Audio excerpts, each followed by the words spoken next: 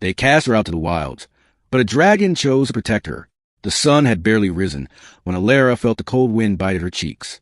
The village of Keldara, perched on the edge of the Silver Cliff Mountains, was silent, save for the whisper of frost along the jagged stone streets. She had known this day would come, though she had hoped, foolishly, that it wouldn't. But the sting of betrayal still hurt more than she anticipated. Alara was no ordinary girl.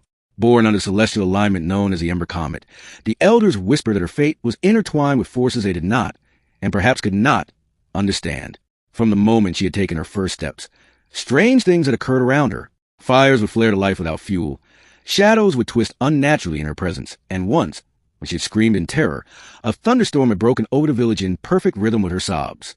These omens had earned her suspicion, and suspicion had grown into fear. Fear, as it always does, demanded a scapegoat, and so before dawn, the Council of Elders, faces etched with age and worry, had cast their judgment. "You are not welcome here, Alara," the head elder, Varen, had said, his voice trembling with authority. "The wilds are harsh, but they're yours now. Leave before the village's protection falters under your shadow."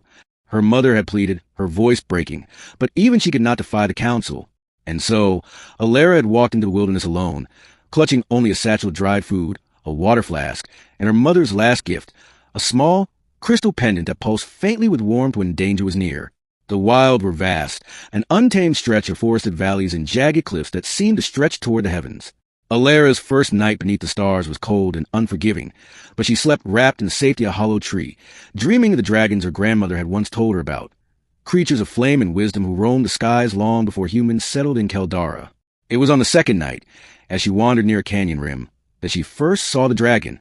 Its scales shimmered like molten silver under the moonlight, and its wings stretched wider than any tree in the forest.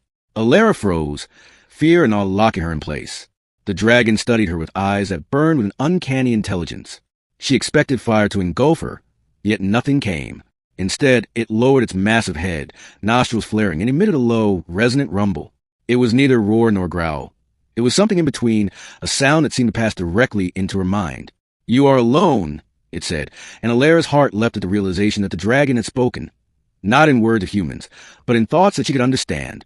I was cast out," she whispered, unsure if the dragon could feel her fear.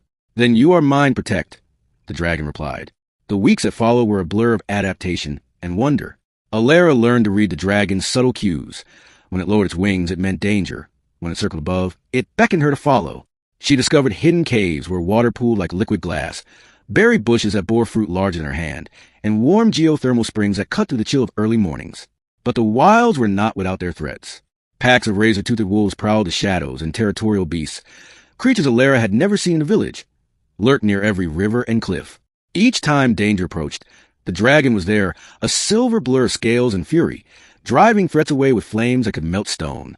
Alara had begun to name it Solither, after a story her grandmother had once told of the first dragon, protector of the exiled and the lost. One evening, as the sunset painted the canyon walls with streaks of crimson and gold, Alara and Solither stumbled upon something unexpected. A small camp deep in the valley, smoke curling lazily into the sky. Curious, she crept closer, careful to remain hidden behind rocks and foliage. The camp was human, but unlike any settlement she had known. The people were ragged, their clothing patched with mismatched fabrics. They eyed Alara with suspicion, their hands hovering near crude weapons. Yet one of them, a boy no older than Alara, stepped forward. "You shouldn't be here," he said. I'm alone," Alara answered, holding her pendant in her palm. "I was cast out from my village. I mean no harm." The boy's eyes widened slightly, and he glanced at the others. "You were cast out?" Alara nodded, and the boy's expression softened. "We were too, once. We've been hiding from the council in the mountains. They don't take kindly to those they fear." That night, as Alara shared her story by the fire, she realized she wasn't entirely alone. The exiled humans had created a fragile society, bound by survival and shared suffering. They taught her skills she had never learned in Keldara, how to move silently through forests, how to track animals without alarming them, and most importantly, how to defend herself. Yet even among them, Alara knew she was different. Solitary remained ever at her side, watching, guarding, sometimes venturing beyond to scout. The humans whispered about the dragon, some with fear, some with awe, and Alara felt a surge of pride she had never known in her village. She had found her place, but she also knew that her destiny was far from settled. It came sooner than she expected. One dawn, The ground shook beneath her feet, and the sky darkened with the wings of dozens of dragons. But these were not the benevolent creatures she had come to trust. They were hunters, servants of the council, sent to retrieve or destroy what they did not understand. Alara, Solitaire rumbled, voice vibrating through her bones. They come for you? You must be ready. The battle that followed was unlike anything Alara could have imagined. Dragons clashed in the sky, their scales reflecting sunlight like fractured mirrors. Flames rained down on the canyon, igniting dry grass and trees, while wolves and other predators scattered in the chaos. Alara, armed with nothing but her courage and her wits, directed her small band of exiles to safety, using traps and natural terrain to slow the invaders. Solitaire fought with a ferocity born of ancient power. Flames licked at enemy dragons. Wings collided, and the air itself seemed to shiver under the force of their clash. Amid the chaos, Alara discovered something new about herself, the Ember Comet's blessing. Her pendant glowed with intense warmth, and when she raised her hands, it emitted pulses of energy that could repel the dragons, forming a barrier that shielded her friends. When the last hunter had fallen or fled, silence descended upon the canyon. Smoke curled skyward, mingling with the lingering sense of fire and blood. Alara knelt beside Solitaire, exhausted but unbroken. You are no ordinary girl, the dragon said softly, brushing his massive head against her shoulder. You are the protector of those who have none. The wilds chose you as I have. Tears streamed down Alara's face, not from fear or sadness, but from relief and triumph. She had been cast out, abandoned and feared. But in the wilderness, she had found strength, friendship, and an unlikely guardian who had taught her that even the most isolated soul could find purpose. In the weeks that followed, word of Alara and Solitaire spread throughout the mountains.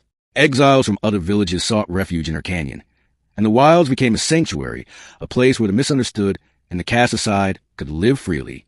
Alara taught them what she had learned, sharing survival skills, knowledge of the forest, and most importantly, hope. Years passed, and the girl who had been cast out grew into a formidable young woman. Her bond with Solitaire deepened. Together, they patrolled the mountains, ensuring that no one threatened the sanctuary they had built. Keldara, once a place of judgment and fear, became a distant memory, a lesson in the perils of ignorance and the power of unity. And though the elders of her village never admitted it, tales of the girl with the dragon protector spread far beyond the mountains. Travelers spoke of silver scales glinting in the sun, of flames that defended the weak, and of a young woman whose courage had reshaped the wilds themselves. Alara, standing atop a cliff one evening, Solitaire at her side, looked out over the valley that had become her home. The wind tugged at her hair, carried with the scent of pine and fire, of life reclaimed and futures forged. She held her pendant tight, feeling its warmth pulse in time with her heartbeat. I am no longer cast out, she whispered, voice carried by the wind. I am chosen, and I will protect those who have none. Solitaire rumbled in agreement, and together, they watched the sunset paint the mountains in hues of fire and gold. The wilds were theirs now, not as a prison, but as a kingdom, and Alara had learned the most important truth of all. Sometimes, being cast out is the first step toward discovering the power within. And so, the girl and her dragon stood together, guardians of the wilds, legends of a world that had once feared them and now revered them.